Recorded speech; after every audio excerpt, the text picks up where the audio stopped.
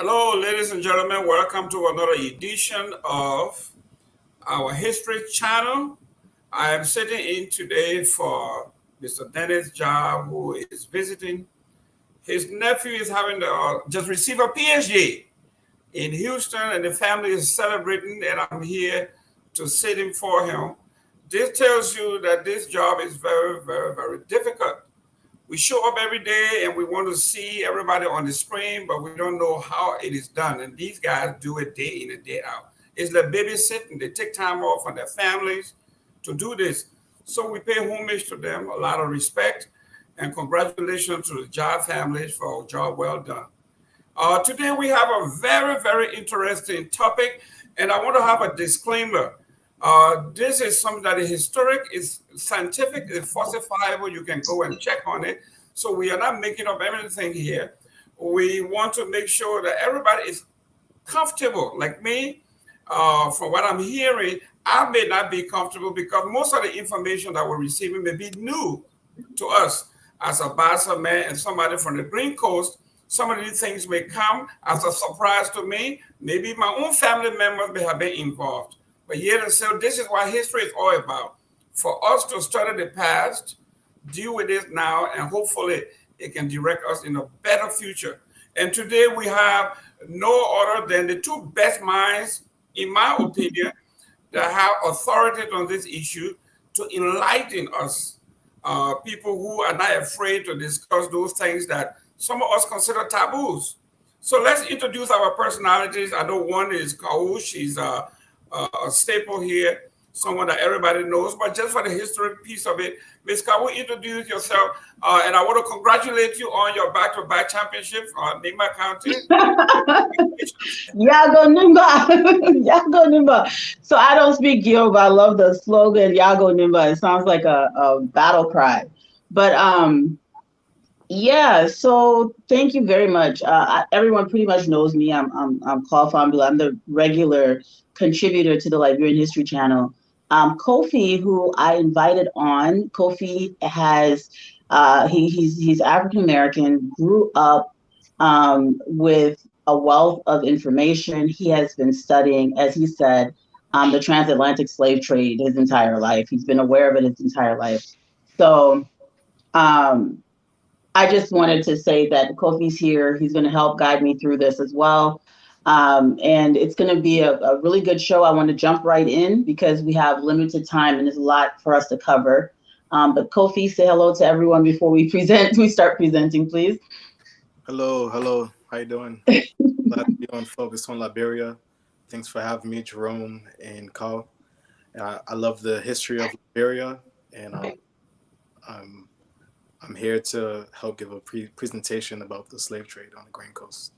Okay, real quick before you go any further, if this is your first time on the show, we usually give you a little toast. Welcome, and before we go into it, I know Kau is ready to go. Can you please tell us who Koffi is? Introduce yourself, your background, real briefly. Well, I'm an African American from New York City. I moved to Africa about 2 years ago. Stayed in Ghana. I now have a wife and child there, and my dad is there now. They're awaiting me. They're awaiting my arrival. Currently a filmmaker. I've worked on many union sets. I'm training as an assistant director. And the reason why I got interested in Liberia, because something I always wanted to do was go back to Africa. And I wanted to erase the part where they said, we started in America as slaves.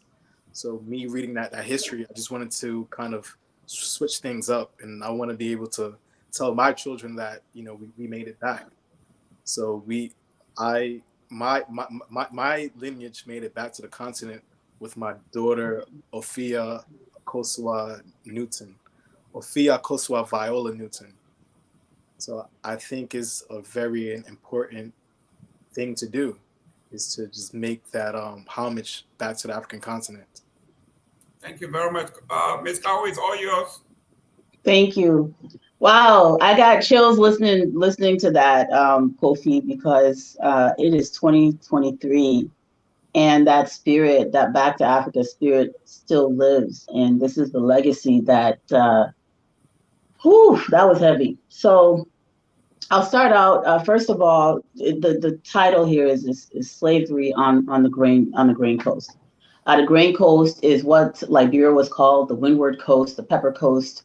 Many different names have been for pretty much the territory which is now considered Liberia. We did extend into a little bit of Ivory Coast and a little bit into Sierra Leone as well.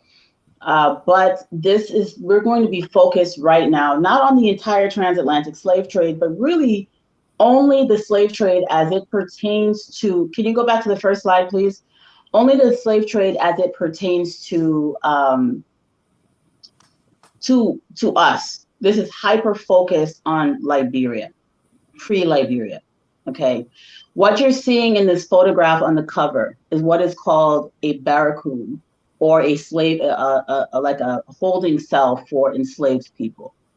The Grain Coast was dotted with these barracoons, not just one at a location. So let's say this barracoon is at Trade Town in Badwood, in modern Grand Bassa County. It's at Trade Town. Each trader would have their own barracoon, and they might be 5 or 6 of them, each of them holding, 20, 25, or even more enslaved people. And when the ships would come to buy them, it was like a market, just like how if you go to the market in Ganta or Vonjama or Zozo or Monrovia, and you want to buy goats, there'll be different people there with their goats. This is how human beings were treated, and they would be sold. And I know that a lot of times we hear that this did not happen, or not that we hear, we just assume because we don't talk about it, that this did not happen to us. So the assumption is always this is Ghana because Ghana got this castle, or this is, Gorée Island, or, sometimes it's Old Bunce Island right next door in Sierra Leone. But the fact of the matter is, where we come from was significantly affected by the transatlantic slave trade, especially in later years. So we'll go on to the next slide, please. Now, this is basically some just basic statistics. Koffi, you can please cover those for me. Okay, I'm going to read the first bullets. There are 484 documented slave ships voyages from the current Liberian territory between the years 1659 and 1840. So this is documented cases. This is not all cases. Next bullet, please. Because of unlawful trade, the documented voyages account for less than half. So these documented voyages are just the ones that were documented and that there were records of. This does not account for the majority. So that's really important for us to discuss because, as we go through here, we're going to be talking about documented statistics. And these documented statistics do not represent even the full picture. It's just a fraction. It's just a window into what happened. Please continue. 60 of those sold were male and 40% were female. Okay, go on. 25% were under the ages of 12 years old. So, that's crazy. I want you guys to make note of this, that 25% of the people that were sold into bondage from our region were 12 years or younger. So a lot of children had to endure this. Next slide, please. So I'm going to go over this really quickly. So this is, I don't know if everyone can see it. It's much better to watch this on a larger screen. But what it basically is covering here is time frames. So the first line here is the year range from 1651 to 1675. There's no documented evidence of any enslaved people being sold from the Grain Coast. So we were not one of the first involved in this horrific practice of selling human beings. Between 1676 and 1700, there's only a documented case of only 180 people That doesn't mean that's all the people or that nobody was ever captured and sold into slavery before that. But the documented evidence shows only 180 people sold into slavery in the area that is now Liberia between the year 1676 and 1700. So that's very little if you compare that to Bahia. I'm sorry, not Bahia, but Oida or Dahomey or any of these other places. So this is a very small number. And then you've got from 1707 to 1775. Now you've got about 4,129, 1,326 went to the Caribbean, 2,458 to Brazil, and 365 to other smaller places, 4,100 total between that year range. Okay. So far, none have been sent or documented to have been sent to North America yet, just the Caribbean and South America. 1726 to 1750, we had 8,020 documented human beings taken from our country, the area that's now Liberia, to the Caribbean and other smaller places, so mostly to the Caribbean. It's still a relatively small number. Now, the United States of America isn't really a country yet. They haven't gotten their independence from England. So the whole economic thing, while there are enslaved people there, from where we come from, most of the people are going to the Caribbean. But what happens between 1751 and 1775, right before the U.S. Revolutionary War, so 1775 is when the U.S. Revolutionary War began. Between 1751 and 1775, that's just 24 years.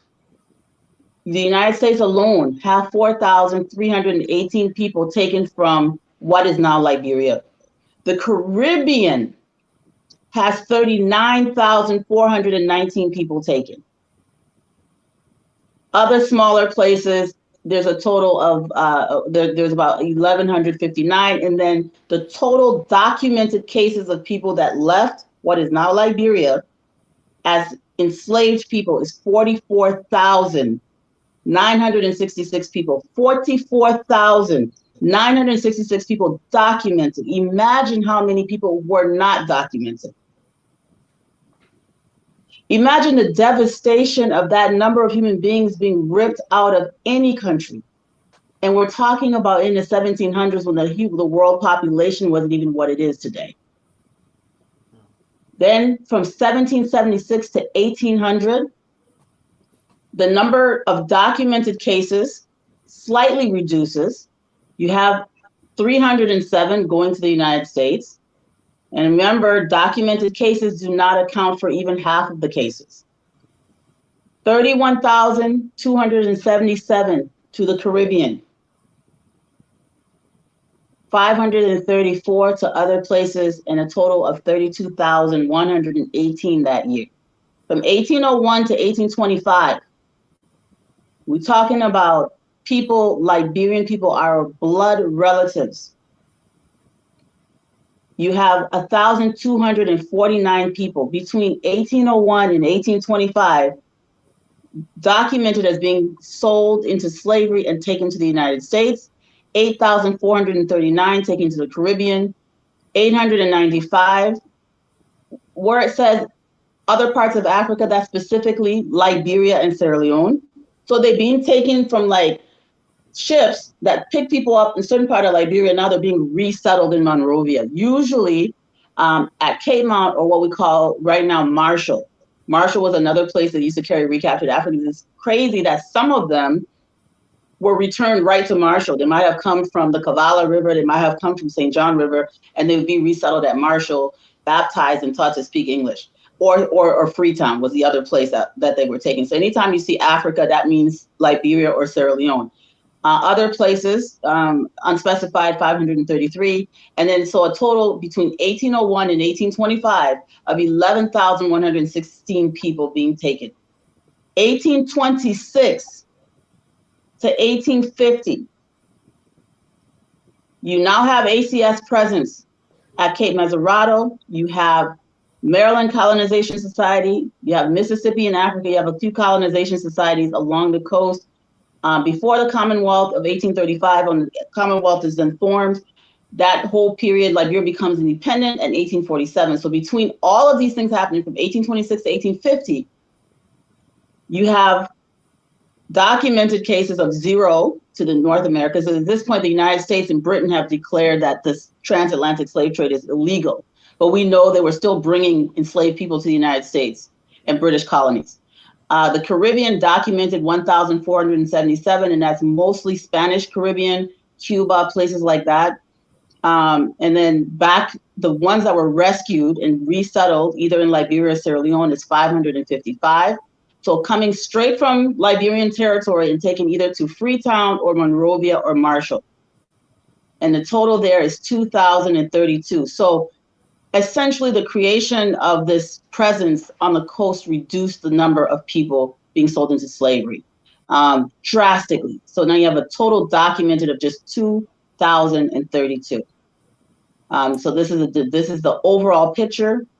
A total documented of people sold from Liberia, documented, which is a fraction of the total, is 102,561. Imagine that. Next slide, please. Real quick before you go to the next slide, you said 25% of the total cargoes, according to the slave mentality here, were children under the age of 12. Why so? As the children became, so there was a period when some children were not even really sought after. It was just like, oh, all you have is these little kids. Okay, fine, we'll take them. But when African people started to rebel, and there were uprisings in Brazil, in Haiti, in the United States, places like Louisiana, places like Virginia, you had these rebellions. People didn't just go into slavery and say, okay, we're just going to live as slaves. They were human beings. They fought for their liberty and a lot of times succeeded. There was staunch resistance. And so if you're enslaving, and a lot of times the people who were being enslaved were warriors. They were captured in war so they could fight, right? Like the story with the ship Amistad and Joseph Sengbe that they call Senke. These are people that were warriors. You know, they were part of Poro in Liberia and Sierra Leone. So they captured that ship, they overthrew the vessel, they killed most of the crew. And unfortunately, you know, they were not successful in sailing back to Africa, but they won the court case. You go watch the movie, read the book. But the point is, children wouldn't be as dangerous because it's easier to convince a child that they're a slave than it is to convince a grown man. It became more attractive to bring younger children because they could be conditioned to accept their fate. And there was this belief that children would be easier to train. Koffi, I see you wanted to chime in here. Yeah, they would also use the children as playmates to the plantation owners' children. By the time the plantation owners' children reached mature age, then they had this loyal slave mate with them. That also made it easier to run the plantations. Yeah, and a lot of times though, Koffi, those children were children born in the United States.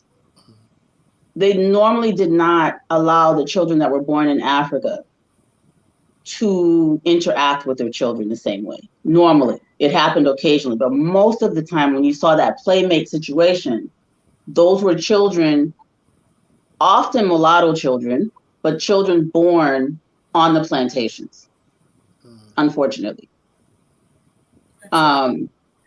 But yeah, that's true. I mean, that was a thing. But for the children actually born on the continent, it was really about, it's easier to buck break them. So we can go to the next slide, please. So this slide is basically an engraving. It depicts Cape Mesurado. It's by an artist named Thomas Astley, 1759. This is what, I don't know how well you can see it, but there's a fence, a walled fence around this little settlement at Cape Mesurado. It's showing where, you know, it looks like people just, you know, hanging out. But these were these settlements, these little towns that were built near where the fat slave factories were. So you had a whole, you know, economic thing going on. And it is not that they were only trading in human beings. They were trading in other commodities, of course.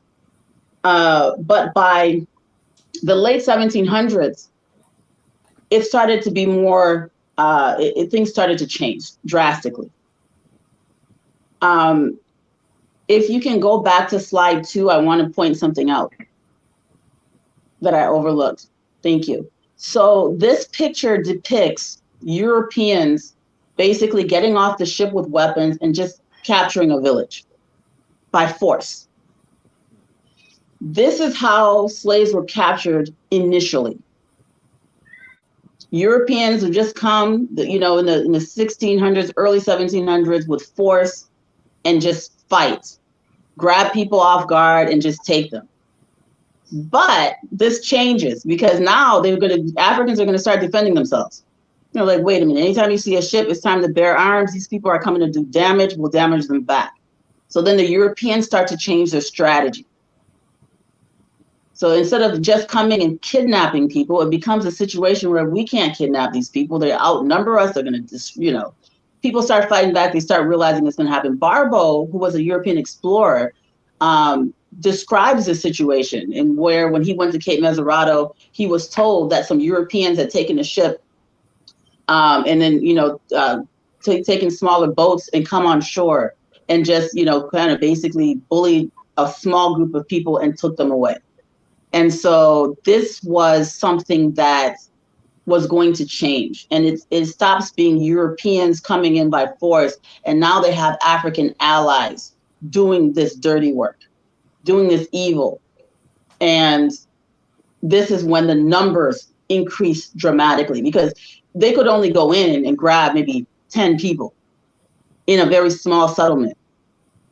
But when it's Africans start getting involved because now there's some economic incentive given to them to do so, then wars are fought just for the purpose of getting human beings to sell. So I'm sorry to have done that, but if we can go back to slide 4, thank you. So the engravement is showing a period. The reason I wanted to emphasize this picture is because this is where things are starting to shift. You now are having people build these walls around the settlements and their communities to protect themselves. It is now a hostile environment. People are not just free. You know, you're building a settlement, you've got to wall it off. If you notice here, you've got people with weapons. It's not a joke. And then also to defend yourself, you're going to need guns and ammunition. That becomes a big medium of exchange. A lot of times they're selling human beings for weapons, for guns, for ammunition. This really takes off in the mid-1700s, where you have now military power with modern military machines like guns, and even cannons are being purchased or traded for human beings so that they, you know, the person with the biggest artillery can defend themselves the best. Next slide, please. Koffi, you can take over. These are major slave factories. Okay, there was the Windward Coast at Cape Mesurado. Usually means Cape Mesurado. Yeah, so anytime, I'm sorry, I wrote that, I apologize. It means the Windward Coast unspecified is a category you're going to see on the slave voyages database. That usually meant Cape Mesurado. Sorry, go ahead. There was the Bassa. Mm-hmm. Cape Mount. Cess. Droling, which is in Ivory Coast today, which is why it's not highlighted in white. Okay. Grand Bassa. Mm-hmm. Little Bassa. Grand Bassam. Yeah, Grand Bassam was once part of Liberia. It's no longer in Liberia, so that's why it's not highlighted in white. Grand Junk. Little Junk. Yes. So these are rivers. There was a Grand Junk River and Little Junk River. Grand Junk, I believe, and many scholars believe, is a slight mispronunciation of the Vai word for slave. So this was basically, they're saying the Grand Slave River and the Little Slave River.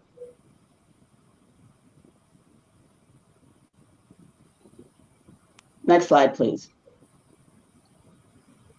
So major slave factories, in the current Liberian territory, we've got Grand Mesurado, Petit Mesurado, Grand Cess, Rock Cestos, which is basically Cestos, the St. Paul River, which is right before, the St. Paul River, right before you get to Buchanan, the Kavala, Tabo, which is now in Ivory Coast, used to be in Liberian territory, Trade Town, Mono, which is the Galenas area, which is now in Sierra Leone, but used to be in Liberia, the Mono River, and then Setra Crook. These were the major factories in Liberia. So Tabu, Mono, and Tabu, Mono, Druin, and Grand Bassam are removed from the statistics. So these statistics, though those places were once Liberia, those statistics were removed and only focused on the stats from the ones highlighted in white. Is that clear, Jerome? Yes, ma'am. Okay.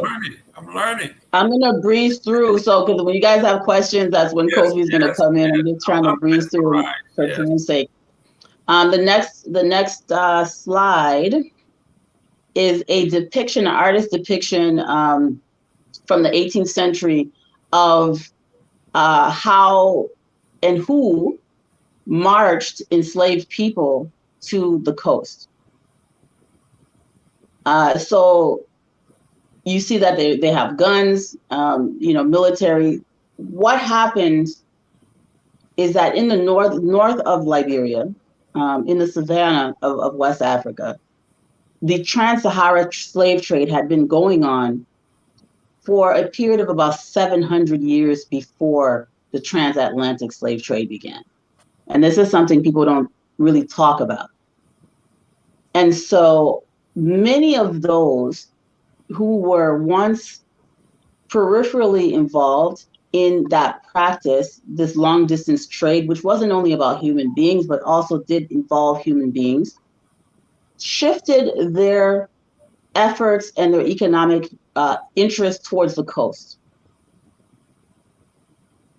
So now we're starting to see people coming from beyond the forest belt into the savannah, and you're now seeing savannah Africans, especially warriors and people coming in and grabbing people from the rainforest and the coastal areas, and then using them as human chattel.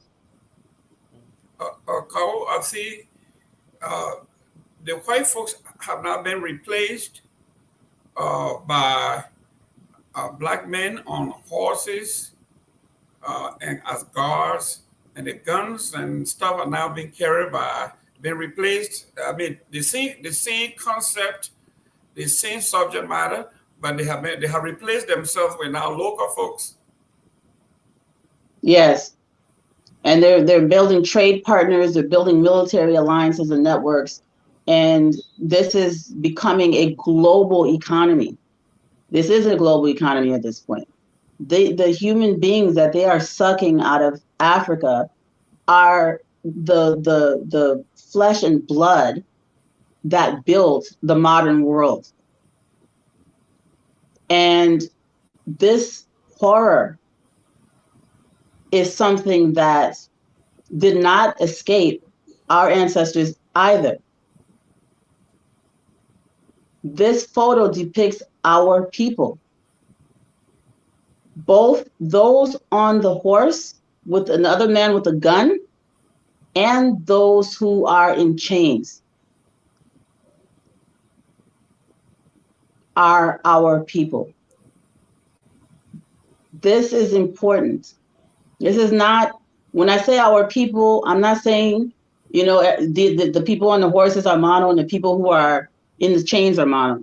I'm saying that's also possible. You know, it's possible that those on the horses and that man with a gun is Loma or Madingo or something else, and that the people walking could also speak Loma or Madingo. It became so chaotic that it was not an intra-ethnic battle always. Sometimes it was a battle between people in the same ethnic group. As recently as the early 1900s, when Queen Suakoko decided to cooperate with the Liberian government to stop wars, who was she fighting? Other Pele people, other Pele clans. So this has been going on for a very long time. This image depicts the late 1700s. Next slide, please.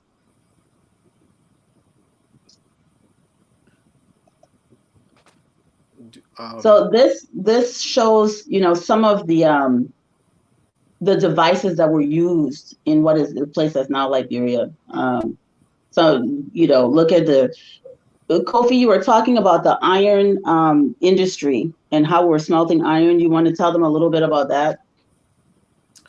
Well, it's something that's very ancient to the African continent.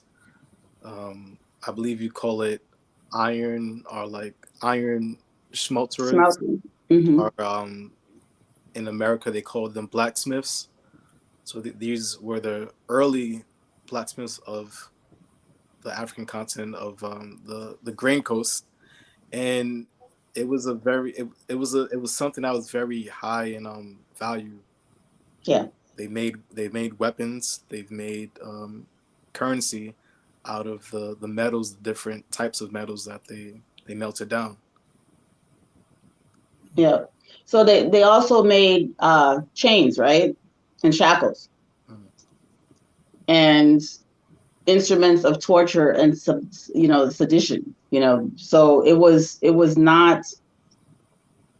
There was skills that were previously used to advance civilization have now, where we were at the cutting edge of being some of the best blacksmiths in the world, we've now shifted the talent towards something sinister.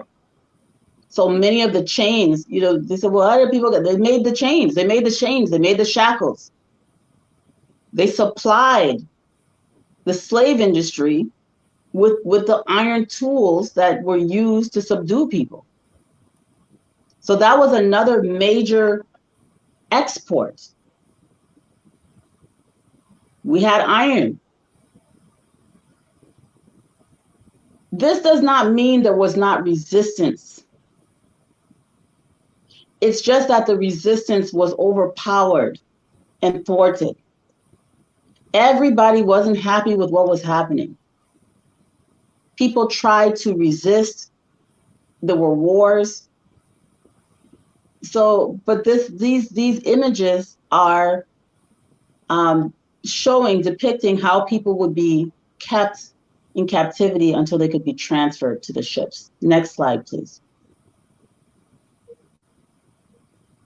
This image is actually from Sierra Leone. And as I said before, a lot of the places that are in Sierra Leone are also Liberia, were once Liberia. So this is a what they call an embarkment canoe from Galinas, or the Mono River, mouth of the Mono River, which used to be part of Liberia, right near Cape Mount there, but the British took that area from us.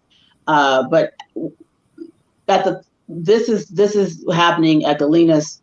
They made these huge canoes eventually. Instead of just using the regular crew canoes, they advanced this to be able to hold up to 50 human beings in the hull of the canoe, and be able to go over the bar mouth and carry them to the ship, instead of making many trips with smaller canoes.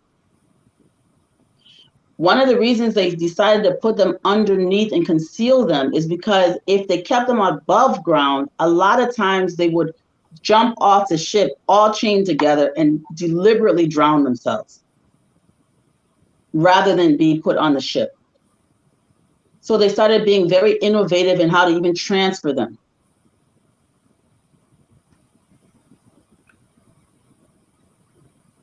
Next slide, please. So this here is depicting, you know, another cross section of how slaves were kept. This is a cabin of the ship, and this is how they were all kind of kept hidden in there. When the slave trade became illegal, they had to be very creative about how they hid and concealed the human beings. Here's the problem. Now it's illegal. The death toll is higher because now they are putting people in even worse conditions on these vessels because they're having to hide them from the British and American anti-slaving patrols. So sometimes it will hide people under other goods. They'll have, barrels of palm oil. And so they would put another compartment under the ship. And then when they would be boarded, they say, oh, no, we only have palm oil here. But there'd be a hidden compartment and there'd be maybe 80 to 100 people shoved in there. This is the way our ancestors were treated once they were sold. And when I say our ancestors, I mean literally our ancestors, our people.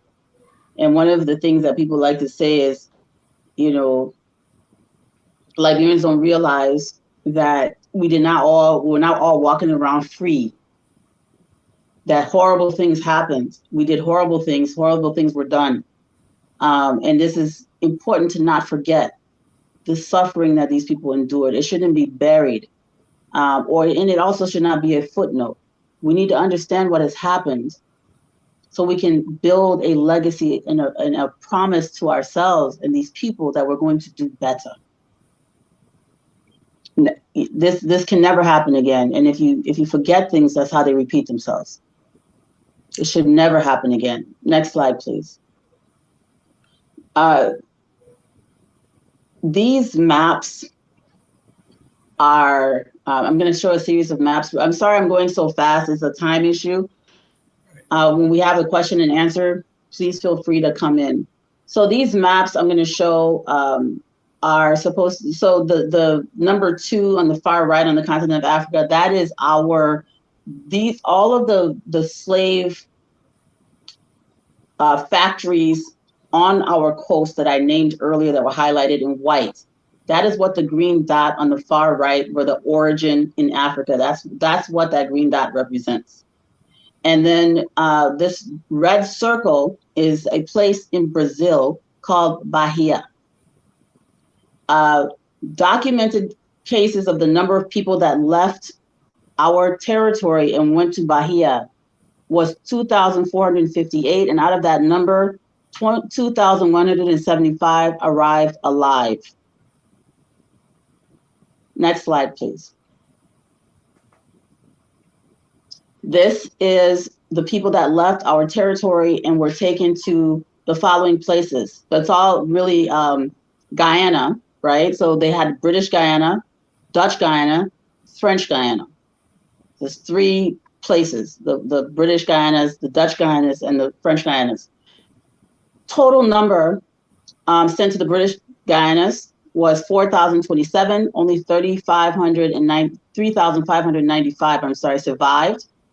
To the Dutch Guyanas, this is crazy, 19,573 people were shipped from our territory, but only 17,377 arrived alive. French Guyana, 114, these are only documented cases. So this is not a projection, these are actual documented record cases. French Guyana, 114, 101 arrived alive, and the total, again, 23,714 ships, 21,033 arrived alive. And that's to the Guyanas. Next slide, please. And now we have all of these Caribbean islands. I'm not going to read everything. I'll post this, or I have Dennis posted on FOL. But the totals sent to the Caribbean, and this is, this everywhere, Eastern Caribbean, I should be very specific. So Antigua, Barbados, all these places, Danish West Indies, Martinique, and all those places, Guadeloupe. The total number shipped to all these places was 39,194. 34,496 survived. Antigua, I don't know if you all know this, that's my adopted country. In Antigua, I'm going to talk about Antigua just because it's my adopted country. 4,960 were shipped to Antigua, but only 4,276 arrived alive. Next slide, please. And now we have the Western Caribbean, which is, Bahamas, Jamaica, other parts of the British Western Caribbean, Saint Dominique. Total number shipped to those places, 23,596. Only 20,943 arrived alive. And next slide, please. Honduras, British Honduras. This isn't counting the Hispanic Honduras. This is just British Honduras. And that is 305 shipped, 223 arrived alive. This was just one ship that was documented to go there. Does not mean more ships didn't go, but these are records that were documented and preserved that we're looking at here. As we know, records get lost, but in this case, we're only discussing what was actually documented. Next slide, please. Cuba. 2,480 shipped to Cuba, 2,256 arrived alive. So you see Cubans, you see people from Honduras, you see people from Jamaica, those are your cousins. Liberia, those are your family people. Georgia, South Carolina. I live in Georgia. These are just documented cases between Georgia and South Carolina. They're bordering. South Carolina was one of it was the biggest slave port in America. So most of the slaves, I think they said like 20 or 25% of all the slaves that were shipped to the United States came through South Carolina, through Charleston. So in this particular case, Georgia and South Carolina combined documented cases, 5,517. Only 4,685 arrived alive. And then we get to North Carolina and Virginia at 427. And then only 383 arrived alive of the documented cases. And these are all people coming from the current Liberian territory. Next slide, please. Koffi. Britain abolished the transatlantic slave trade in 1807, and the United States implemented its ban a year later in 1808. Despite these legal bans and subsequent acts to suppress the trade in the United States and elsewhere, the illegal transatlantic slave trade continued into the 1860s.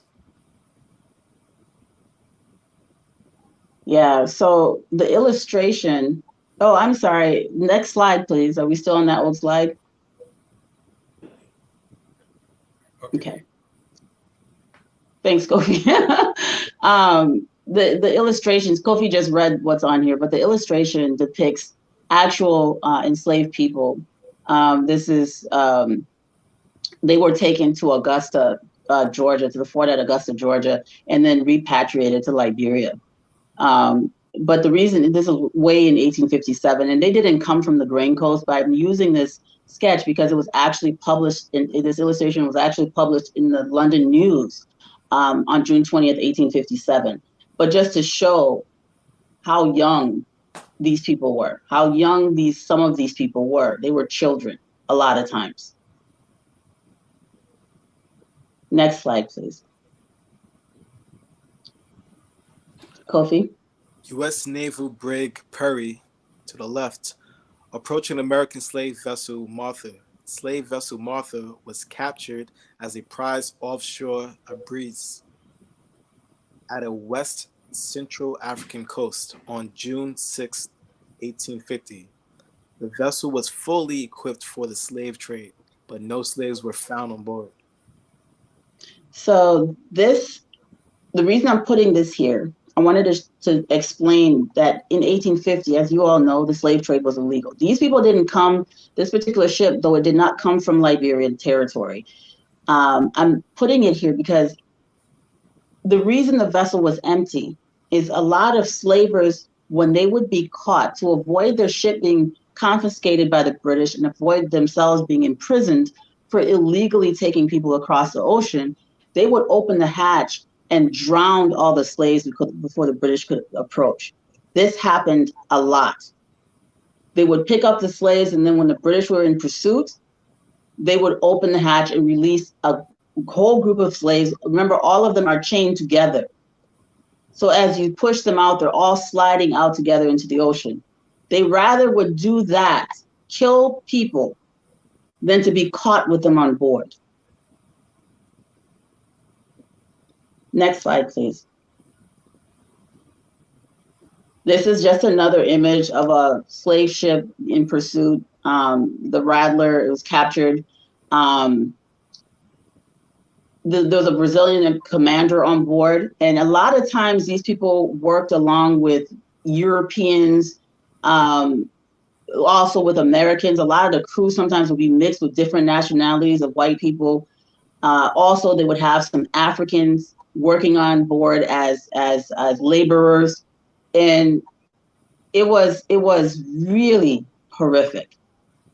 And even though those Africans who were working on the slave ships as laborers were not slaves themselves, they were pretty much not any better off.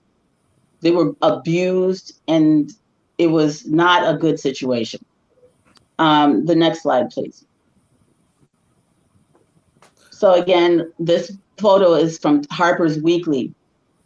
These people did not come from the Liberian territory, but they were repatriated to Liberia. There was a whole slave ship of them that were caught off of the coast of Key West. I discussed this in another episode of the History Channel, but I'm using the photo to illustrate how young the enslaved people were. This is an actual sketch of an actual boy who was enslaved and liberated and repatriated to Liberia.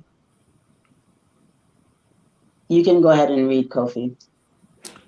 The schooner Gazette Moreno Carbo Master sailed from Santiago de Cuba in November 1819, destined ostensibly, did I get that word right? Yes, you did.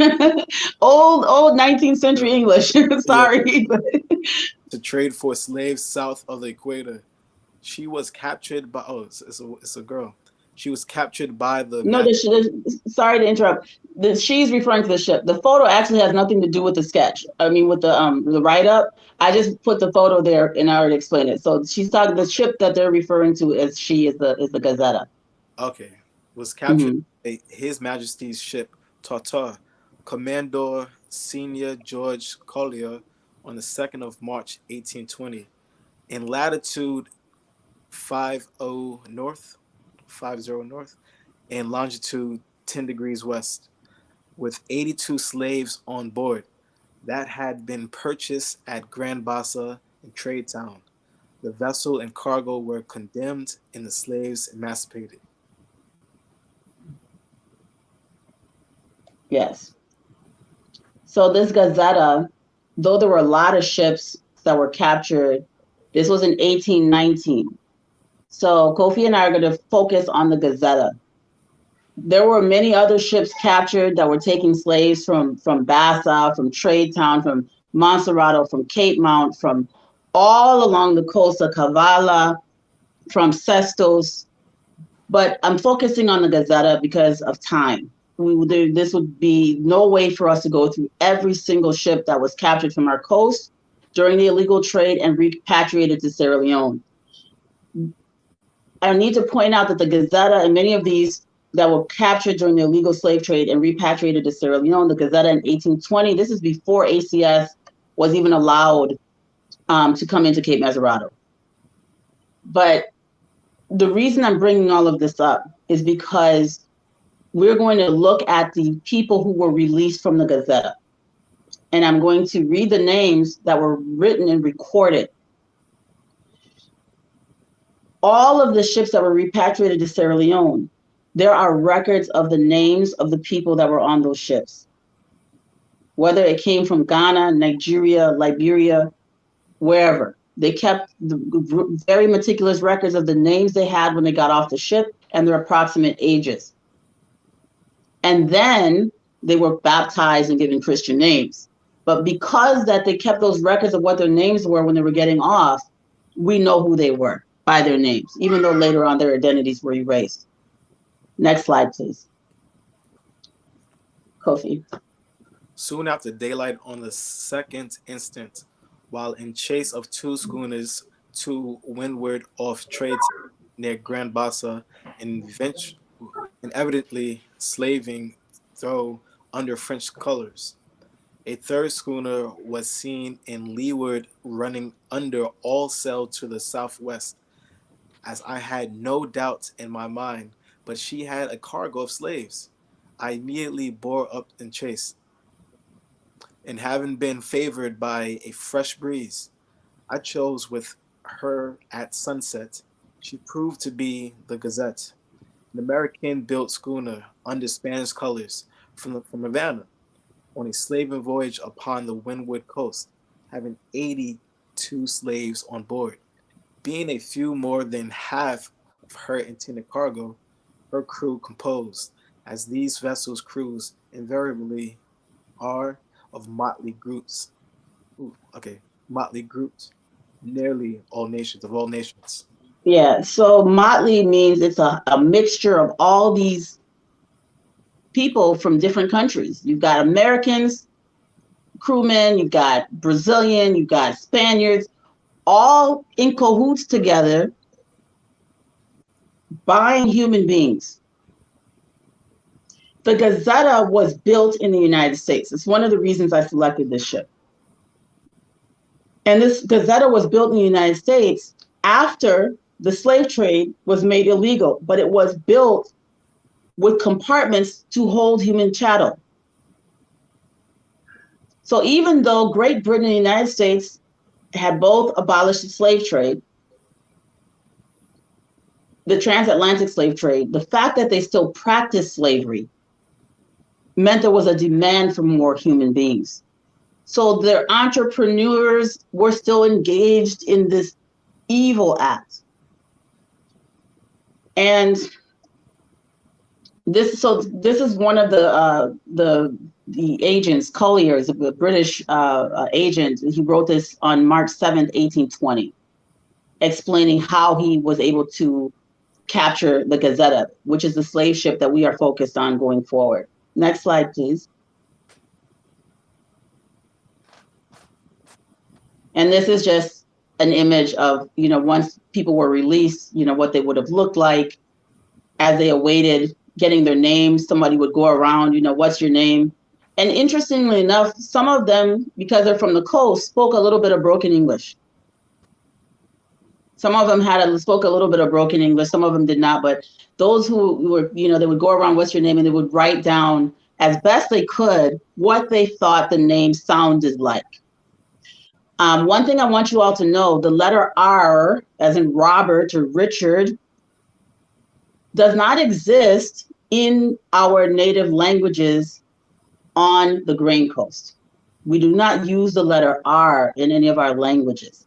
So when you hear somebody say, I'm Graybo, they're just saying that because they've been anglicized. There's no letter R in the Graybo or the Clow language. They'll say Crow, but they really don't have an R. Or Gray, which is a by name, not the color gray, but they don't have the letter R in bi. They don't have the letter R in mono. There's a lot of letters that we don't have, like J. So my great grandmother used to call my brother Zion because she couldn't say Junior because it's an unfamiliar sound. So Junior, no, Zion. So I wanted to point that out as I read these names, because when you're anglicized, the letter R is easier for you to hear, than maybe some of the other sounds that our languages make.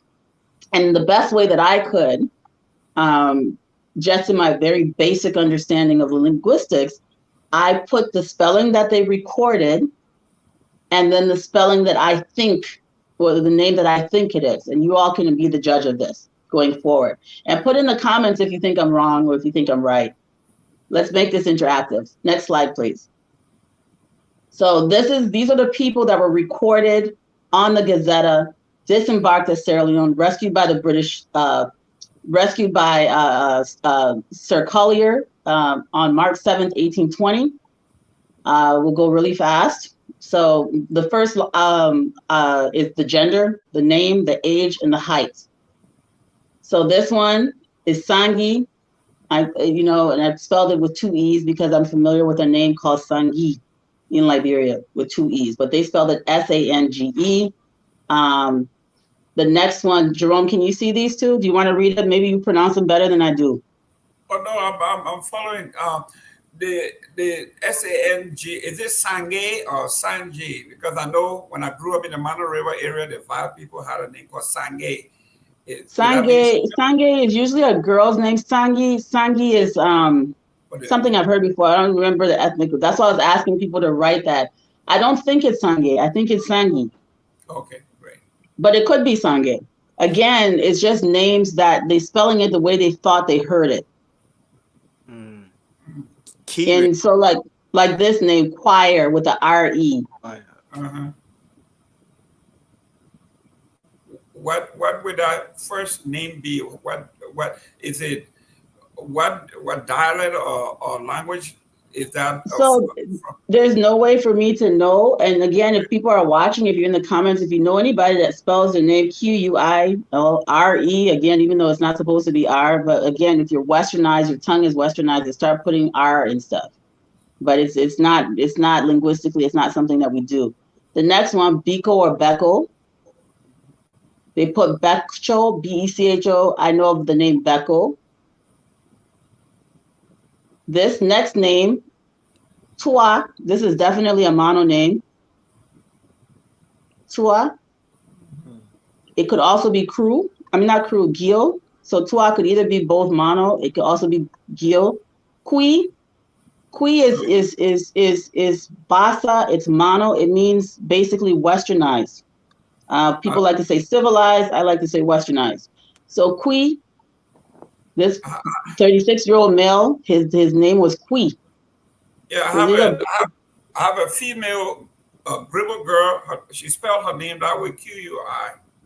Okay, Kui also Gribble. Okay. So you and then I mean Spanish and influence. The matriarch of the Dunbar clan, her name is Quilu, meaning westernized woman. Quilu, westernized woman. So you've got Quilu Farms in Carisburg that Belle Dunbar owns, named after her grandmother, Kaw Quilu. Kaw spelled like my first name, K-A-U, and then her mono name was Quilu, westernized woman. A westernized girl. The next one, Kwakbe. Don't know where that comes from. Seka. This is a mono name. I'm familiar with mono people with this name. It could also be in other ethnic groups. And Yawa. Does anyone know this name? Mm-hmm. I think May is Vi, M-A-I. Almost sounds like they're saying Yahweh or something. Yeah, I mean, there's only so many sounds the human mouth can make. So there's going to be all these connections, but they mean things in the languages that are different. Bless you. Thank you. So we'll go to the next slide. Jerome, I thought you'd be helpful. You speak more than one language. But I'm so immersed in the academic. Yeah. Because so these names, I did the best I could with my limitations. That's why I wanted the audience to get involved also, because this part of it has not been done. This could be a whole doctoral thesis, for a student that wants to get a PhD, but this is the best I could do. So my spelling is in brackets, and I know we don't pronounce R. So the first one, this person says the name is Sama, baby, because there's no R in our languages, right? So Sama, they put Samar, they heard that, but it was probably Sama. One of the things I did was I would just remove the R and pronounce it without the R. Just like, for example, we spell Banga, Bangar. Nobody says Bangar. We all say, oh, I'm going Banga. So just always remove the R. It will be more closely related to the actual word. So this is go ahead, sorry. The first name, the male there, in Basa, we do have a name called Sima. Okay. It comes very Sima mean if you sacrifice for something and you gain something in return, you have not lost anything. So that's why it means Sima. I didn't lose anything or I gained. So the word Sima, that would sound very similar with to that. So Thank you, Jerome. But it would usually they would say Sayma or MAH. We usually add an H to that. So, Recently, okay. that's right. So my late uncle Tom Wowoyu's son was also Sema Wowoyu. So I know we have heard from him.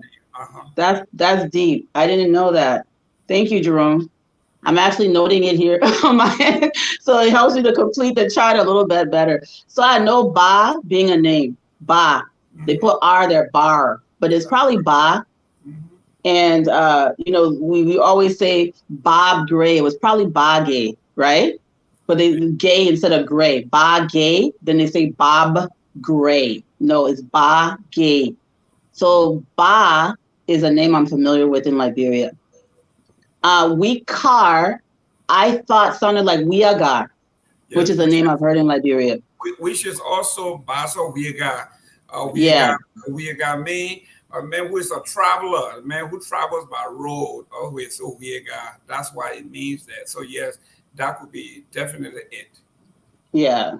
So thank you for that. So now we're getting into, because I used to work at Transport Ministry in Liberia and I used to see driver's licenses all the time. I saw so many names that are in the back of my head and their spellings. That is funny because it helped me, be able to look at names on here and be able to make connections with the sounds. I literally saw thousands and thousands of Liberian people's names over the time that I was there. But Wiagar is a name I'm familiar with. Tape. Tarpa Tape. The person said, I believe they said Tape. What's your name? Tape. They put Tarpar.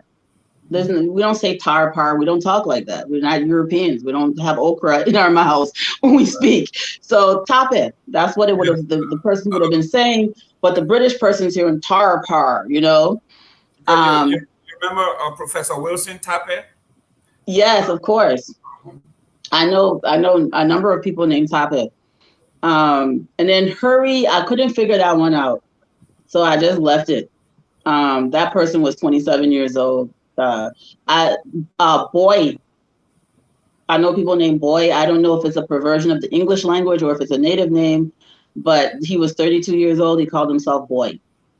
Kai, I think that's a Vi name. Yeah, typical Vi name, that's correct. And then you've got Bobby. And I don't know if he was trying to call himself Bobby, because remember, some of these people are a little bit anglicized. Sure. Some of them spoke a little bit of broken English. So some of their names were not real native names. But Bobby is what he said his name was. That's what they wrote down. I just left it alone. Now, my husband's name is Boykai. So when I saw this right away, I knew they were trying to say Boykai. Bokwa. That's Boykai. So that person could have been any number of ethnic groups. Boykai is used by a lot of different ethnic groups in Liberia, including Vai, Bandi, different groups, Kisi, different people use Boykai. Next slide, please. So we've got Frank Way. I just left it alone. Frank Way. Yeah, Frank Way. Does anybody know what that is? If you guys are watching in the audience, please put what you think it means or what you think, because my guess is in brackets. And this, again, is my guess. I could be wrong. So, Jessel. You've got Kwipu. I think Kwipu is mono for Kwiplu, white man. So this guy called himself Kwiplu. Also in Basel, Kwi is civilized, and Pu mean white. So that's why anytime a white person came, whether they were missionaries. So this 19-year-old could have either been Basel or Mono, because it's the same thing in Mono. That's correct. Okay, so and then you've got Tura, which I thought sounded like Ture. Ture. Which was likely Madingo. Pa, which is Pa. My Auntie Edith's son is Zia. So Pa is a name that is Kran, and I think also Sapo use it, and other people, Grebo I think too. But Zia, my Auntie Edith's son, my cousin Pa, is Kran. So Pa is a Kran name, so that's what I put there.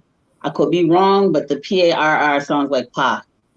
And then Boyu, we all know Boyu to be a mono name. Yes. Then my husband told me that Boyu is also something that Kru people use, but it has a different meaning and a slight different pronunciation. Now, because these people came from Trade Town and Bassa along that St. John River, it is possible that a lot of the people of the St. John River are Bassa, but there are also mono people further up. So it's why they all mixed up together. That's correct. I want you guys to realize the diversity here. They're not one group of people they sold. But I can attest to it because my name, the gay man name, was actually, according to our family lineage, a Bassa chief that traveled to the Mando land and married. And when they couldn't pronounce his name, they gave him a name, and it was in minor Igeme. Oh. and then when the missionaries came, they spelled it the way they heard it. They just spelled it Gayman. That's how we are Gayman. But the actual name when you go is Igeme. I'm gonna call you that from now on. That's correct. So that's how a Bassa man from way deep Bassa went to Nima, got married, and his name got changed from a Bassa to a minor name, and here we are. We are the same. I mean, and that happened a lot because we all know the Bassa and the mono. I always joke that Grand Bassa is coastal Nimba. Very, very soft Nimba. And then when you even the Kangas, our Kanga, the Kangas, and all of these folks, they all migrated from Nimba, so they all original folks. I didn't know that. The name Ba that you talk about in Bassa, Abba means father. So okay, they are all interchangeable. And if you look in the comment section, people are making comment references to the names. So they may not be, but they are making comments to it. So I'm following. Okay, beautiful. And then you've got Gunta, and I know the name Gonto, right? So that I know to be mono. Tinar, I know Tina, which is Vi. Matina, also Madingo use it. Sugar, I think that's just sugar. It could be something else. I just left it alone because I couldn't figure that one out. You got Monger. I'm not sure. I know I'm familiar with people spelling these two names I put in brackets. We got another one here that said his name was Sinar. I don't know if that's the same Sinar name you were talking about earlier. I just left it. And then Susi. I don't know if they were trying to say Susie or if it was something else. We have Bai. Sua is a name from I'm more familiar with mono names just because that's my specific ethnic background. So if something sounds mono to me, I'll just, that's why I put it in brackets. This is not scientific at all, but I just know what it sounds like to me. Next thing, again, I just want to be fast because it's already 17 after. We've got Gia Say. We're getting into children now.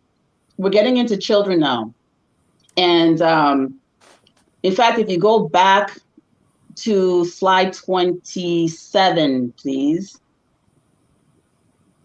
So we've got the children begin with Sina. He was 13 years old.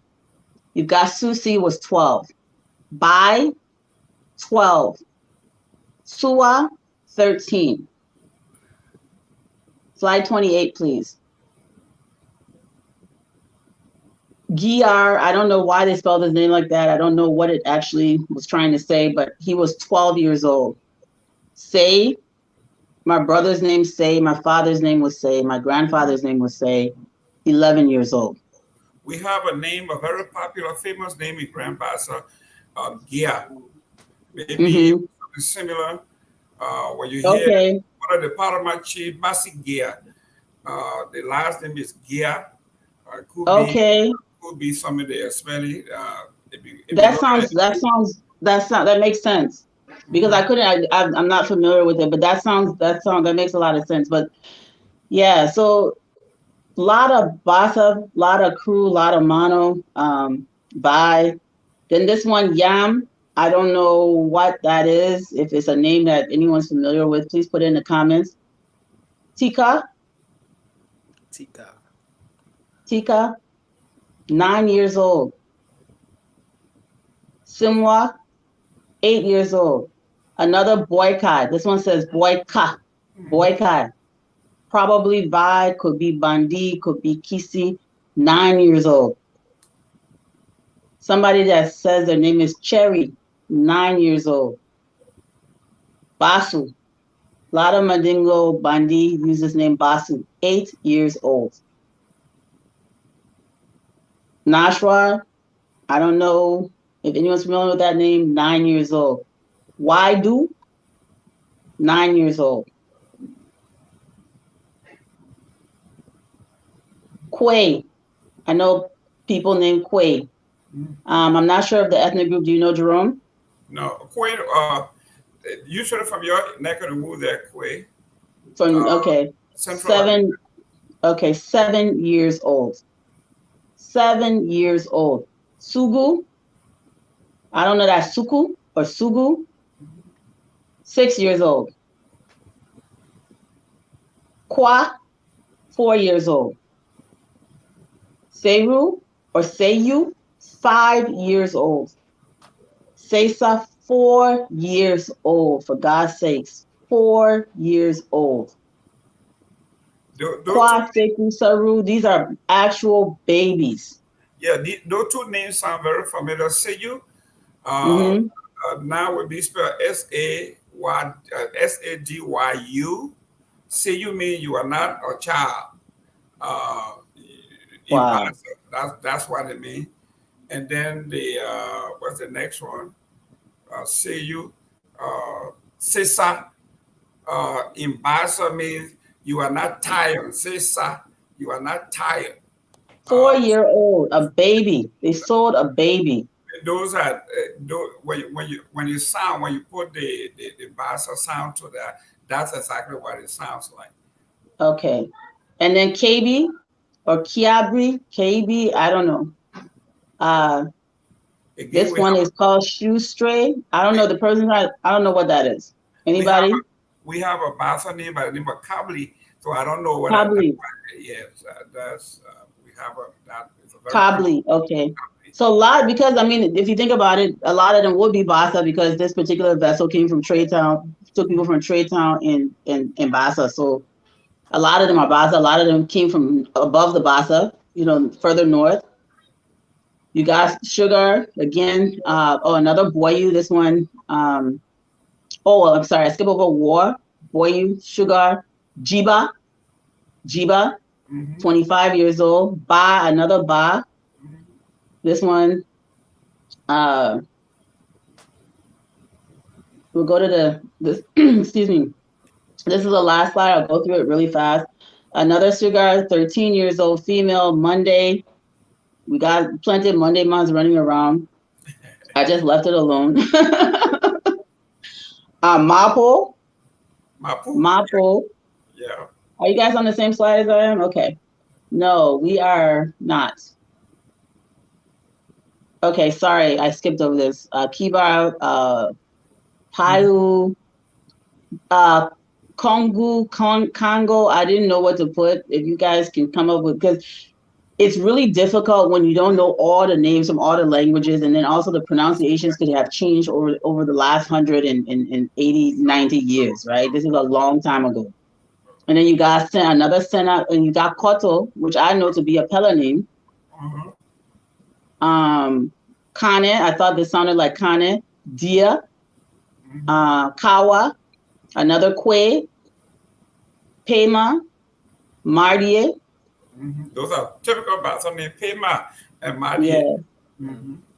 Yeah, Pema and Mardie are just 12 and 10 years old, babies. Sugar, Monday, on the next slide, please.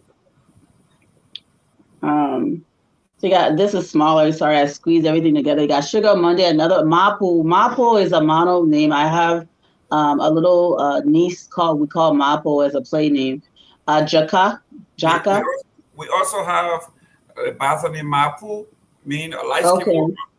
So we have that. okay. So it could be either or. And then you got Jaka, who was 6 years old. Mapu was 6. Monday was also 6. Sugar was 13. And then you got Kun. Mm-hmm. Kun, I think is a Grebo name, Whatever name. 4 years old. Wei, 3 years old. Mapu again, another one, 14. Grady, I don't know the ethnicity of that, but I've seen this name in Liberia a lot. 12. Koma, it could be Koma, 10. Bowe, 12 years old. Another Monday, 10. Carpet, 11. Gay or Kai, possibly 6 years old. Swatu, and another Mapo. And these last three are 4, 6, and 6 years old. I breezed through that pretty fast because of the interest of time, but I wanted to speak the names of the people that endured the sufferings. There are hundreds of more names recorded. And I'll show you guys at the end where you can go and look at these things yourself. A lot of these records are now digitized. And if you ever are in Freetown, they have a museum devoted to this, and the actual primary source records that were digitized came from Sierra Leone. They're still in Sierra Leone, unlike Liberia that doesn't have much of our stuff. Sierra Leone still has their records prominently kept at their university. Next slide, please. Sorry, Koffi. Oh, no, I'm Please good. take over. I'm long-winded today. The proportions in number of children entering the transatlantic slave trade changed over time and varied among the different regions of embarkation on the African coast. Until relatively late in the trade, children were generally perceived as a liability and were largely purchased to complete ship cargoes. But in the late 18th century and early 19th century, more and more children were purchased. The Voyages database captures record over 375,000 African children sold into slavery. So for all of the records that have been preserved, that have not been lost in time, and some of the slave ships were illicit, so they didn't have any record at all. But for those records that were kept, slightly over 375,000 of the documented enslaved people were children. And that's not just from our coast, that's entire, documented of all of West African enslaved people. But that touched me deeply. It is human capital that develops countries. It is human capital that advances civilization. It is human capital that gives you your strength. Human capital builds your future. We like to talk about mineral extraction and wealth extraction and all of these things that happen in Africa. So they're taking all our gold, our diamonds. The most precious resource that was ripped away from Africa is the human beings. The most precious and valuable resource and the cause of our degradation is the loss of our precious human capital. Human capital that was then used to advance the cause of other people's civilization and other people's future. This is the lesson that I got from this. These people that were ripped away, left a void. If you go ahead. Yeah, economically, wouldn't it make sense? Like you say, in the latter part of the trade, they recognize that you have more return on your investment were you to invest in a younger generation than an older generation that has a lifespan of maybe 20 years on the plantation, as opposed to a 13-year-old that have a 50-year span on the plantation. So economically, they figured it out at the end that it was better to invest in a younger generation. First of all, because of the strong immune system, they may survive this voyage more likely. and when they get on show, you get 50 years of return on your investment as opposed to bringing a 50-year-old man across the Atlantic. And then, I mean, those are these reasons. Yeah, I mean, they probably the children didn't sell for as high of a price as full-grown adults. Mm-hmm. And in the Caribbean and parts of the United States, they were breeding human beings anyway. So, I mean, even if your life expectancy wasn't very long, you know, if you were a childbearing age woman, you were forced to have children with someone you didn't even know. So they were treating people like chattel. The real reason they did it, documented reason they did it, was because it was easier to subdue them. And the second thing is they were running out of adults. They had been selling people into slavery to an extent that the majority of the population was young. You didn't have enough adults to fill the slave ships. We're talking about real desecration and depopulation.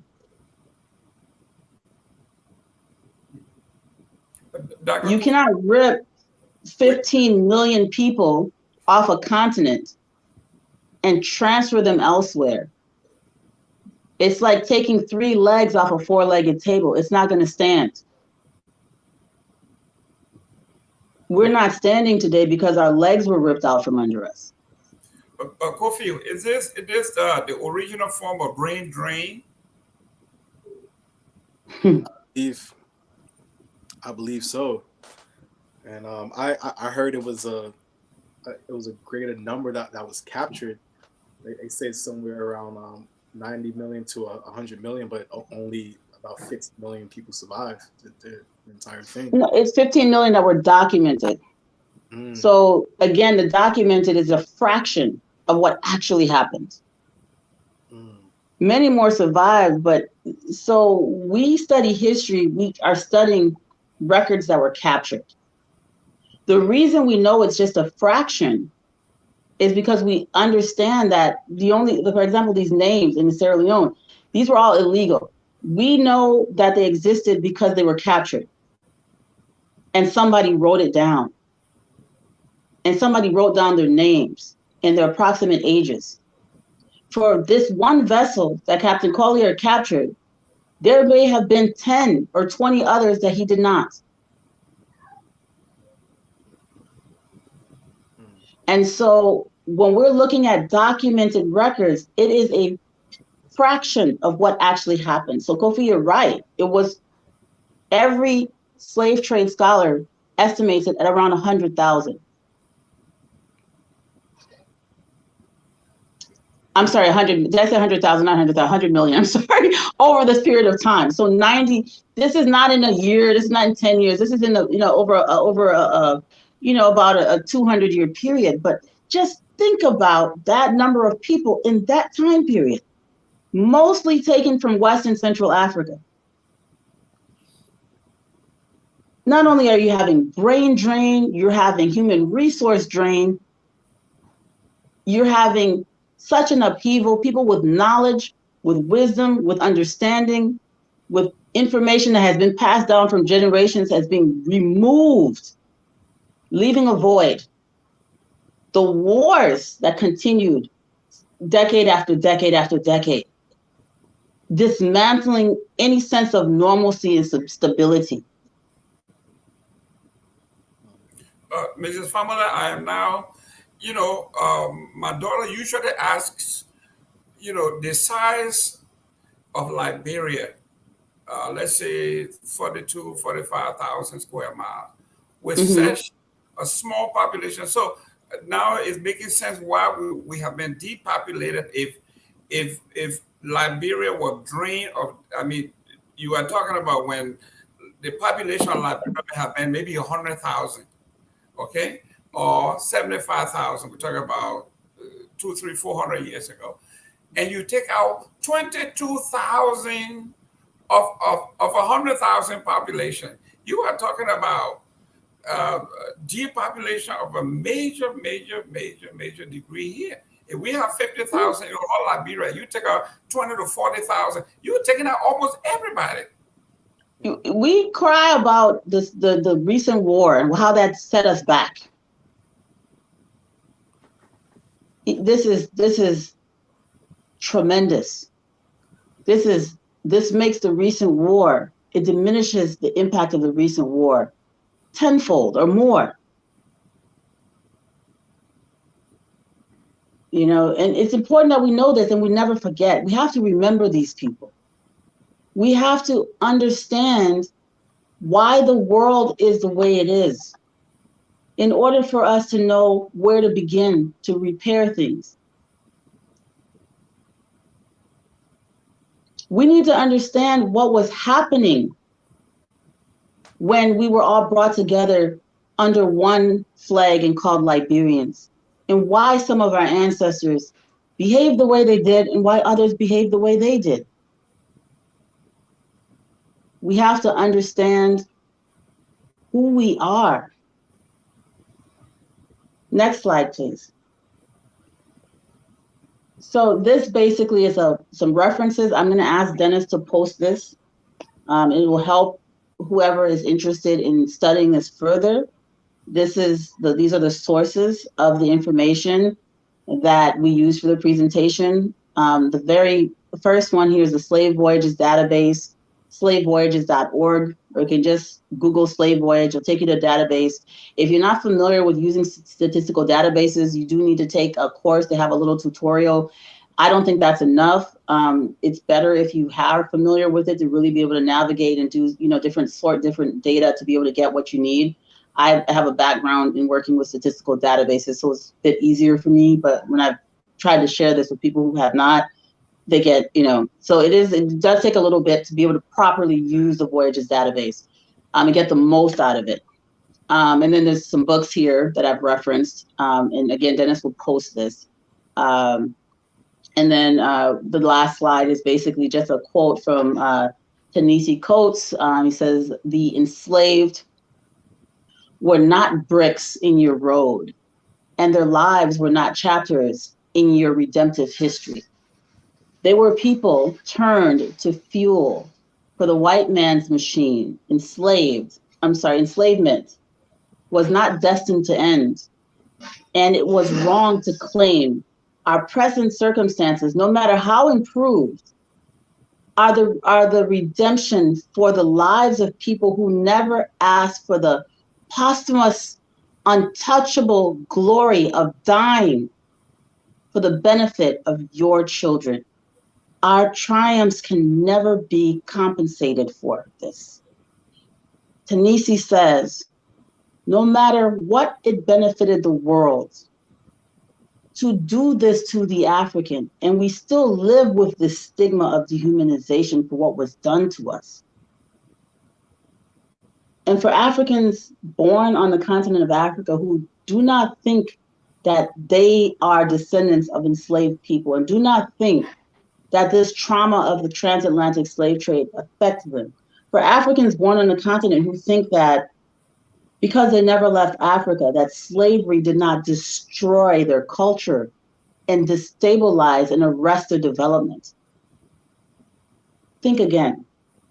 In many ways, some of us are only African today and not from somewhere else because somebody stopped a process of dragging our great-great-great-grandparents off to slavery.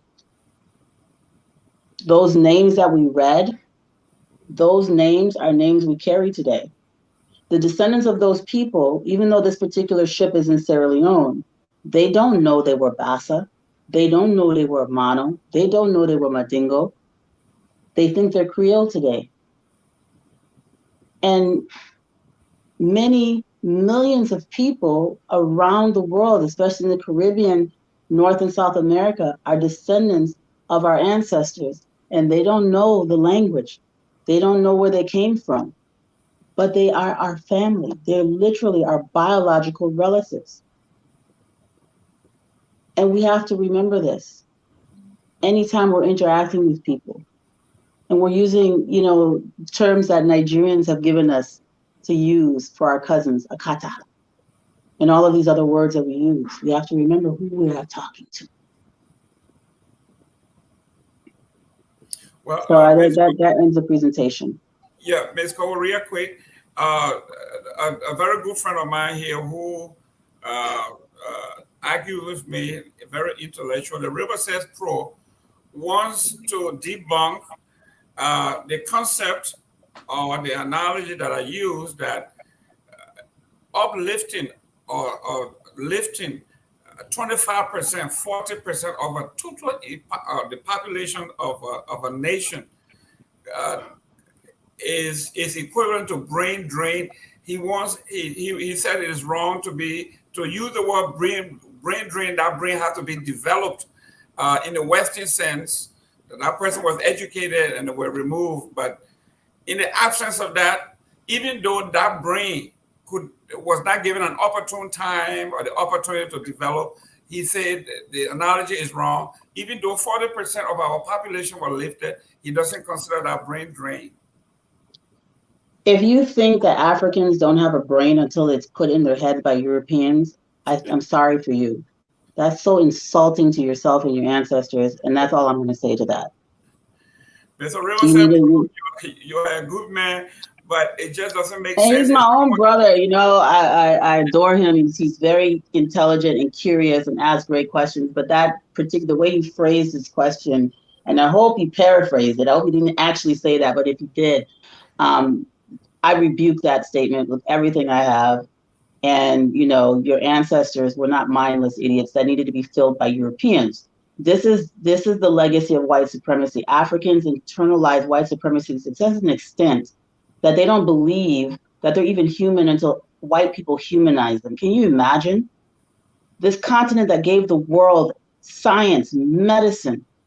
You know, it was an enslaved person that invented vaccines in America. Not even invented. We were vaccinating against smallpox. It was an enslaved person who taught white people how to vaccinate themselves against smallpox. That's a brain drain. You know, you have no idea, besides labor, the intellectual gift that we gave to the world. Before the slave trade, you had the Moors that went and conquered Spain and taught them how to be clean, how to bathe themselves and keep their environment decent, taught them mathematics and science. We have given the world more than labor.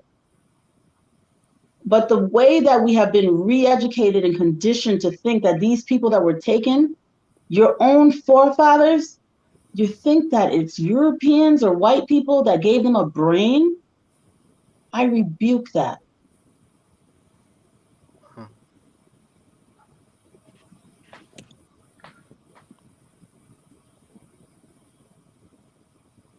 Jerome, anything else?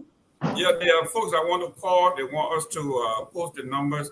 If you want to make a comment, you want to talk to Cole, you want to talk to Koffi, the number to call is 603-313-6004, and the code is 791403.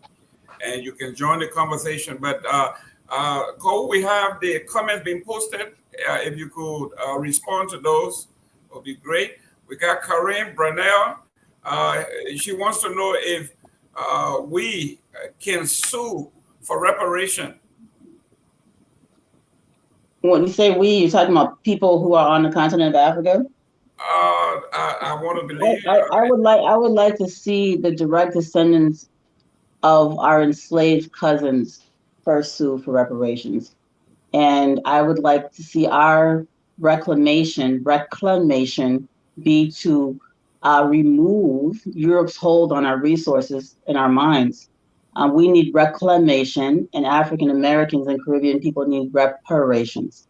And then maybe the people that have been colonized reclaiming what they had, what they've lost, and the continuing economic exploitation, excuse me.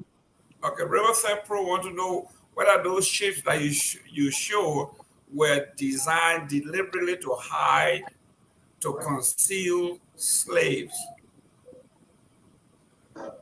Yes, that's what I said. And some of them were just basically merchant ships that then they altered to be able to hold slaves.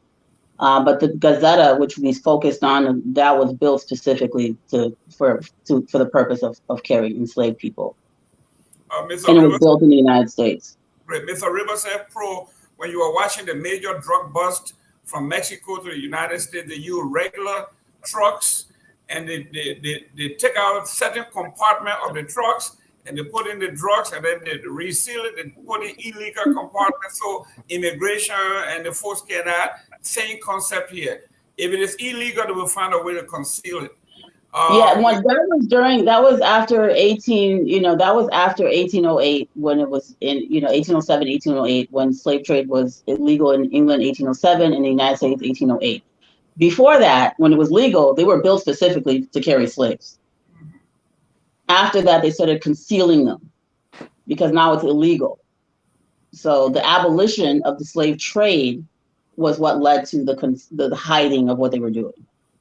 We got a question for you. I know you didn't specialize in DNA, but someone wonder if Pele's forefathers were Pele. No, that doesn't have, the name doesn't have anything to do with Pele. It has nothing to do with that. I guess because everybody wants to claim it now, so why it's okay, so words sound similar, right? And it doesn't mean that they mean the same thing. In the United States or in English language, doe is a female deer. If I say doe and I'm crying, it doesn't mean female deer.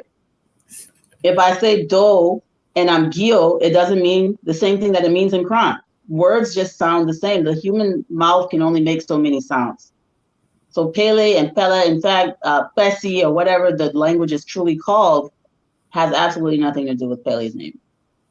Great. So what happened to those ships? Those ships that were illegal and captured, were they decommissioned? What happened to those ships? They would be condemned and destroyed. I heard some of them were even sank on purpose. So those that were later on illegally still capturing slaves, like for example, in Mobile, Alabama, they did the bet. They captured the Nigerian guy that they later named Kojo, and then I believe they sunk the ship on purpose, so yes, no one would investigate it. Okay. Dr. Toto has a question. Do you know why the slaveholders were interested in children? We've answered that thoroughly. I think you must have asked that. We've answered that thoroughly. He wasn't here. Can you touch on that? He can go back and watch the show. We won't get to the comments. It was began. I've said it more than once, but it's because it was easier to subdue them mostly, and also because of depopulation, they started running out of adults. Oh, and I think that was a Fulani man on a horse earlier. They were breeding horses all over northern Africa, throughout the Sudan, and they called the horses birds, and then they also called them birds. And then they called the horses in West Africa Don Gote or Don Gota horses. But the Hassa used them. Yeah. So in Liberia, we had Fula people doing this, but that particular image, that would have been more Guinea Forest region Mende type people. So that could have been Madinka, could have been any one of the Mende related ethnic groups. That also later on, converted to Islam and things like that. But that particular picture, those were definitely not Fulani people, because I know so because of the dress, what they were wearing. If you wanted, I don't know if Trevina's still backstage, but if you can go back to that slide number 7, if you look at what they're wearing, that is not Fulani attire. Slide number 7. But you're correct. Fulani were breeding horses in the savannah, Senegambia area, all those places. Songhai. Yeah. I was briefly reading about it because I got obsessed with the horses. Right. So slide 7 is where you have the horse. Yeah. So yeah, the guy who's standing with the gun is the dead giveaway about who this person is. Yes. Okay. It's a dead giveaway. I mean, right now, hunters wear that. This is hunting gear for us that are from the Guinea Forest region. So we're all, those ethnic groups are related. So what that man is wearing is like the hunter's outfit. He's got the little softies and the little leather, he's got the country, the mud cloth. And then he's got the little, that's how hunters, even to this day, so Mali, Guinea, that whole Guinea Forte, and then the Savannah region, that's what we do. That's us. So that's Madinka, Lama, Bandi, Mano, Mende, all of those ethnic groups. That's the style of dress. And Fulani people were also doing this, especially from Futa Jalan coming down toward the Guinea and Sierra Leonean coast, more so, a little bit in Galinas, not as much in this part of Liberia where we start talking about Bassa and those things. So that ethnic group now, the Savannah people that are coming down are more of the Mendi people, Mendi-speaking people. Fulanis are not part of the Mendi ethnic group. So, ethnic groups. Mrs. Family, a lot of history here, especially someone like me from the Bassa land. Why haven't our education system have never touched on either one of these topics? I don't know. I mean, if you are trying to create division among people, you're trying to make a certain population feel that other people who are coming home are aliens from space. You won't want to teach them that, yeah, you sold some of your relatives are coming home. You won't want to have that narrative. If you want to conquer people, you keep the divisions among them alive. The moment that I realized that Koffi is my cousin, it's going to be very hard for you to tell me not to give Koffi place to stay in my town. It's going to be very hard for you to tell me that Koffi can't be in charge of the Ministry of Information, Culture, and Tourism. Because Koffi, we've been taught this. But the thing is, whenever you want to subdue or break people, you bury their history. This isn't just happening in Liberia. They do this everywhere. Anytime people want to, it's a war strategy. When they conquered Timbuktu, when they conquered the place, the first thing they did, burn the libraries, burn their universities, destroy their history, their memory of who they are. And if you can destroy someone's history and the memory of who they are, you can do anything to them. They'll start saying things like, oh, we didn't have a brain until they gave it to us. So how could moving, 100 million people off the continent be brain drained? Those were not brains. Imagine. That's not an accident that people think this way. Koffi, you been you in a buffer zone here. Those are us from the motherland that, especially from the Bassa area, we have been in denial. We have always said we had nothing to do with this. We wash our hands. We turn out to be the pointer's pallets of slavery. We are just hearing this now. You who were born on this side are descendants of that. How have they impacted you personally, psychologically, historically, and your children now?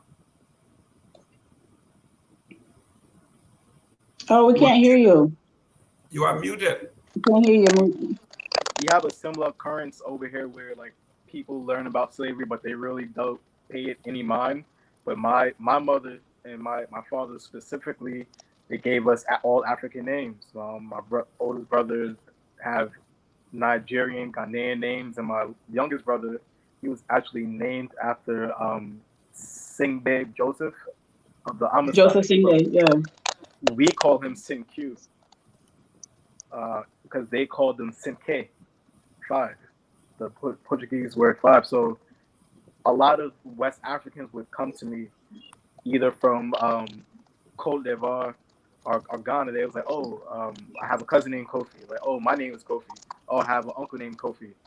And I would wear the African names while they would wear their English or their Catholic first names. but their last names were always African. And art, you could tell in American, because our last names will always be English. But some of us would like to take on the African pronunciations of our names to try to kind of tell people that we haven't forgotten where we've been taken from. And after learning all this history, and after being reminded, now that we're in 2020, we're free people. Now it's the time to finally go back and to spiritually free yourself. I believe it's a spiritual move to go over and do that. The reason why I fell in love with Liberia, because that's almost like one of the first examples, other than Sierra Leone, of Africans in the Americas to make their voice back, to make their way back. So I fell in love with Liberia. I fell in love with the history. Unfortunately, there was a lot of turmoil. Now through folks on Liberia, we're finally knowing the full and complete truth. Yeah. And I would love to come to Liberia, and I would love to just breathe in the air, and I would love to go on the river and just immerse myself in the culture. Well, real quick, Cole, I spoke with Dr. Gates. I know you know Dr. Gates, the pioneers of DNA and all of that. He has always said that he's always told folks and his children, even at Harvard, that he felt like he was from South Africa until he did his DNA, found out that he was 60% Irish. Irish. Yeah, there's a lot of Irish in the Caribbean and North America. Yeah, I mean, Irish. There's. So these guys are saying they're on the line holding. You want to take a call? Please. We can take maybe one because we only have like 4 minutes left. Yes, guys, the number is on. The number is scrolling right there. You can call. I know several people in the comment section say they want to make clarity. They want to make clarity. I'll be back in just a second, guys. Yes, please make the call. 603-313-6004. And the number there would be, the code is 791403. Riverside Pro, whether he badly wants to make clarity, the number is stored here. You can call Riverside Pro and make your clarity here, make your clarification. We're not trying to stiff you here with what you said, but that's just what it is. Koffi, this is it's an eye opener here.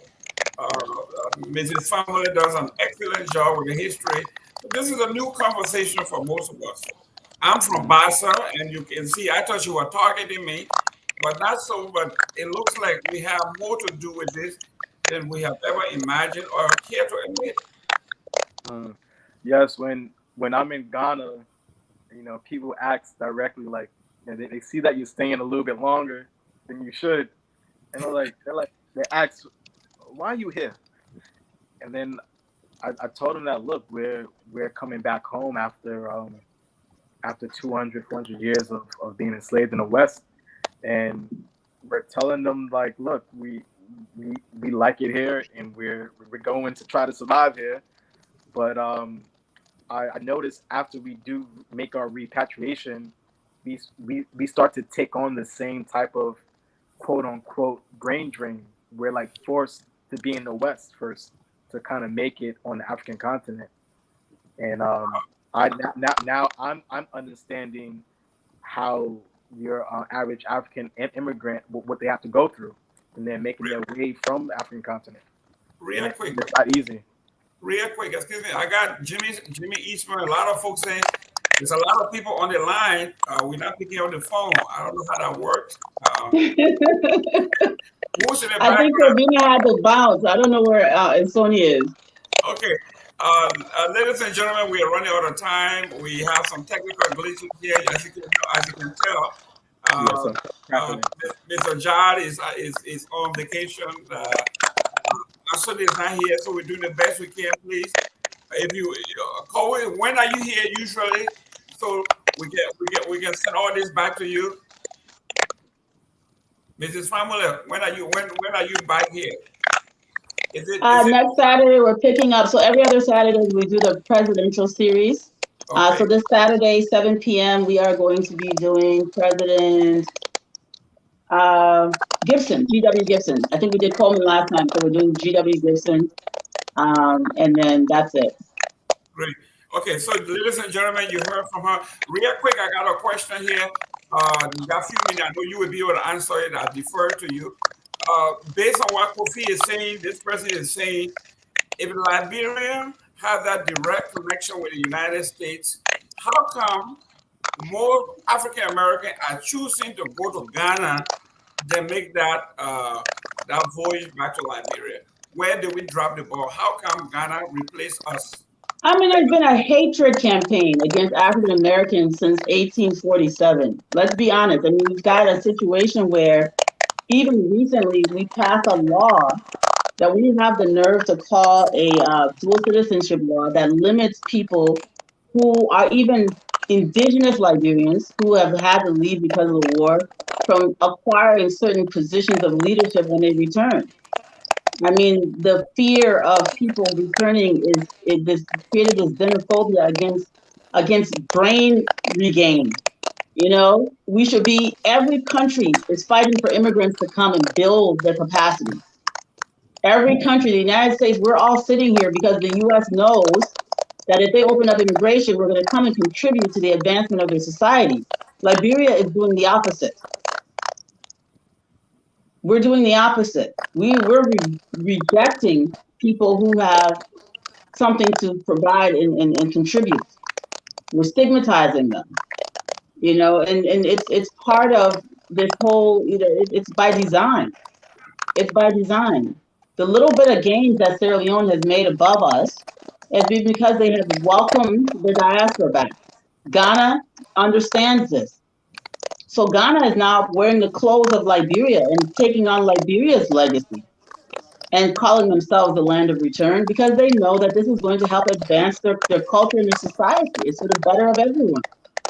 But we're so backward in our thinking, you know, and it's unfortunate. But education, enlightenment, a good understanding of history will correct this. Great. Ladies and gentlemen, we have run out of time. It's 9 o'clock. I know Jimmy Eastman has a question here. What I'm asking you guys to be is, you got great questions. I want you to please inbox Professor Pamela directly. She may find space to intersperse on her next show to answer some of these questions, because I'm looking at the questions here, the comments. Hopefully we can transpose some of these. I will put them, send them to you. Yeah, I'm no longer on Facebook, so I'm sorry. I can't see everything except for on YouTube. But if you're already connected to me, message me. I kept Messenger open, or send it to FOL, and Dennis will get back to you. But thank you, everyone. Koffi, you did a great job. I just want to say I talked to 95% of the time. Sorry. But one of the things I'll tell you about Koffi, he's a genius when it comes to filmmaking. Who's typing? Jerome? Koffi? Stop typing for a second. I can't hear myself. Somebody typing in the background? Okay. So Koffi is a filmmaker. He's a director, he's a filmmaker, and he is a genius about cinematography and things like that. He might not be as talkative as I am, but he has a brilliant mind when it comes to expressing things in the whole like cinematography world. And my goal is to see him achieve one of his many goals, which is to actually make a film depicting some aspect of Liberian history. Koffi has also countered much of the negative propaganda that's on the internet about Liberia. He's kind of chronicling those things. So one day in the future, we'll come back on and then he can present some of his work, which will be specific to things that he does. But I want to thank you for being on here with me, Koffi, and for your contribution and your perspective. Yeah, thank you. Thank you. I appreciate it. Yeah. Jerome?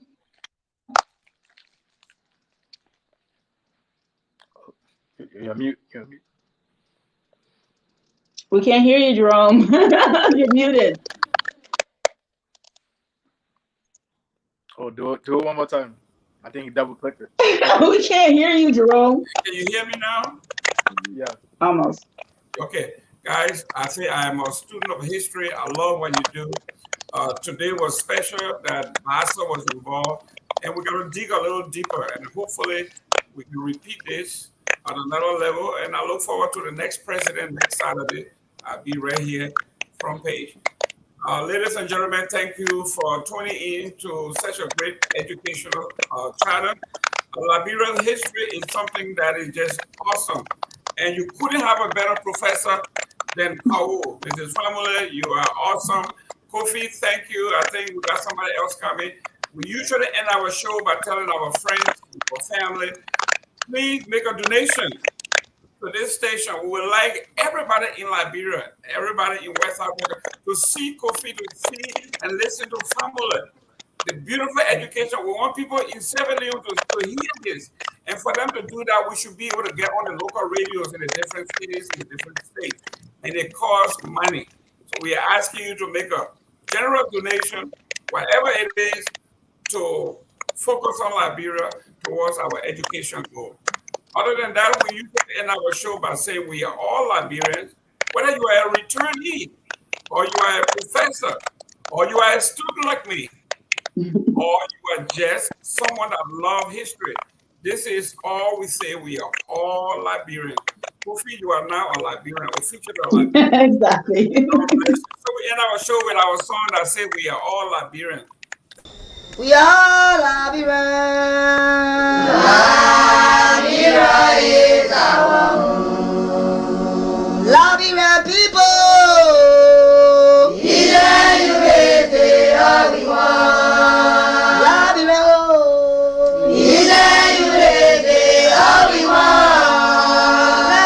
Liberia.